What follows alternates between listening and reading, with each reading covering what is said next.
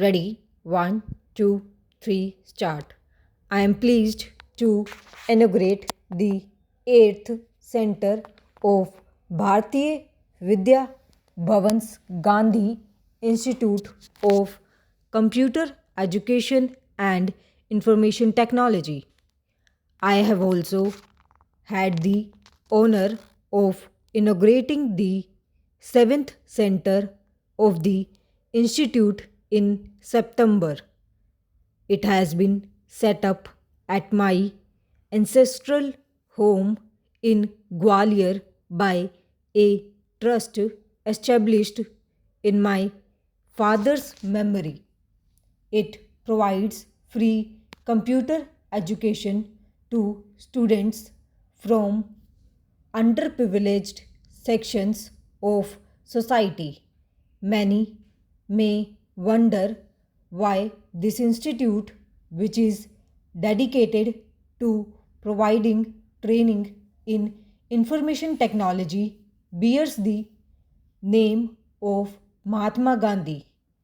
There is a misconception that Gandhiji was opposed to technology, and here we are dealing with information technology, which is at the cutting edge of high tech.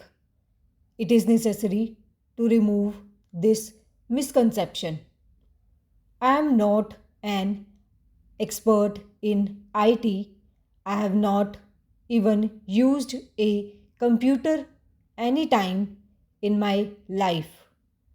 But I know that information technology promotes some of the essential components of the Gandhian and Indian vision of development.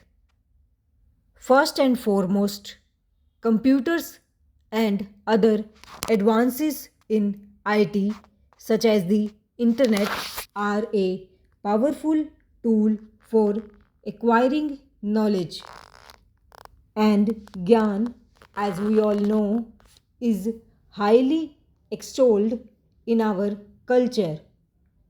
Gyan Marg is indeed one of the paths to liberation. Secondly, IT is a major leveler in society. It empowers people even from underprivileged classes to quickly come up in life.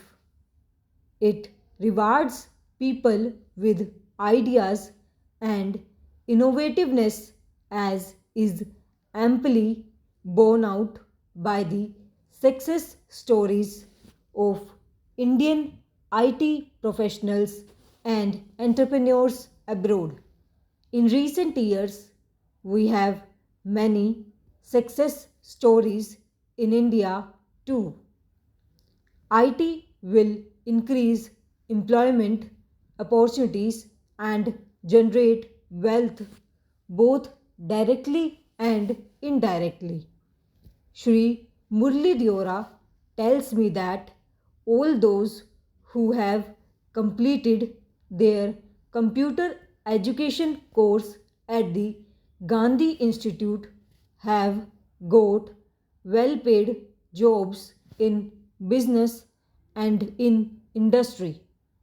Thirdly, IT will lead to decentralization of production and decongestion of our urban centers. When the whole world gets connected, people will be able to do their work wherever they are. In the highly driven world of the 21st century, what will be movable is information and not people. In short, IT is rapidly revolutionizing every aspect of our economy, education, communication, and entertainment. That is why, at a recent meeting in Bangalore, I urged the people to realize that IT stands for India's tomorrow. This is very much more for our people as such. Para.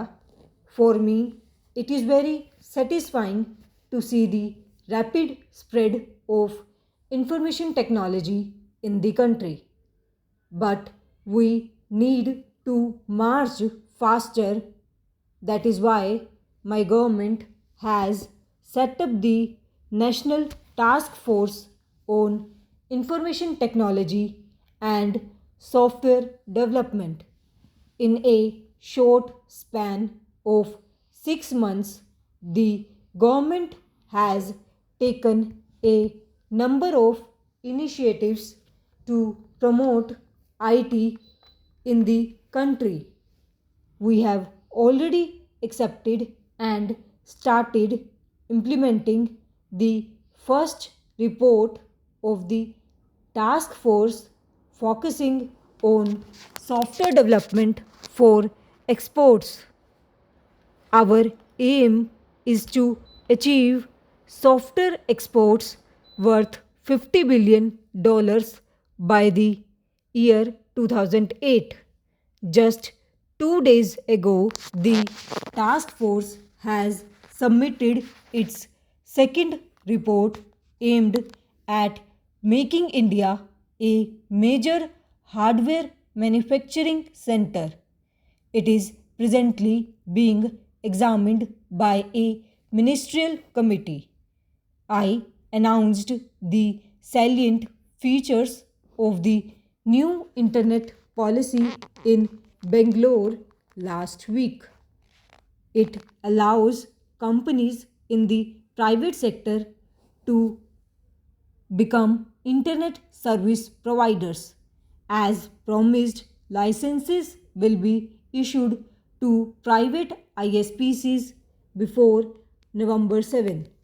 We believe that the creation of a modern high speed telecom infrastructure is a precondition for making India an IT superpower. The government has therefore initiated major steps to resolve outstanding issues in the telecom sector.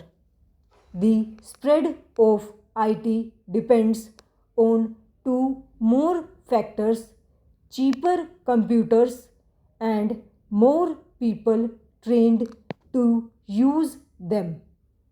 In order to address these issues, the government will soon unveil three schemes aimed at increasing the number of PCs in the education sector.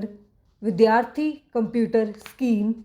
The highlight of these schemes will be to make available a multimedia, have innovative financial packages to make a computer affordable even to ordinary families. In recent years, there has been a huge increase in the number of computer training institutes. Every small town has such institutes which are training young and not so young people to use computers. Some of these institutes have become huge companies worth hundreds of crores thanks to the efficient way they run their business. Our colleagues and universities can learn some lessons from them. I congratulate these institutes for rapidly spreading computer awareness and training many people to use computers. However, these institutes suffer from one flaw: they understandably cater only to those who can afford their high fees. It is a sign of the times that many middle class families are spending most of their savings in sending their children to these training institutes. More. However, if computer education is confined only to those who know English, India will not become an IT superpower.